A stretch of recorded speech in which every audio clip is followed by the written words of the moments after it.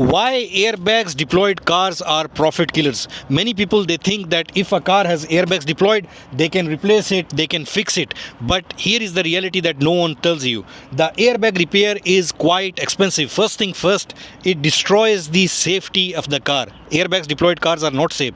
Second thing, if you will try to change these airbags, you have to repair the dashboards, you have to change these panels, you have to change the sensors, you have to change the seat belts and all the safety features in the car.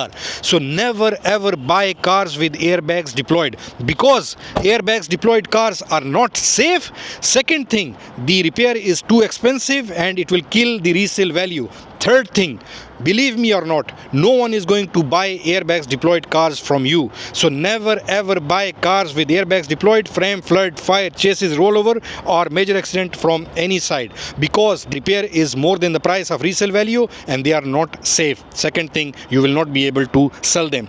No matter what people will say that you can fix this car, we will give you another replaced airbag that you can fix in the car. No, it's not going to change the reality that even if you will replace it, this car is not safe. Even by hook and crook, if you will sell this car to someone, it's a threat to their life. So always avoid cars with airbags deployed.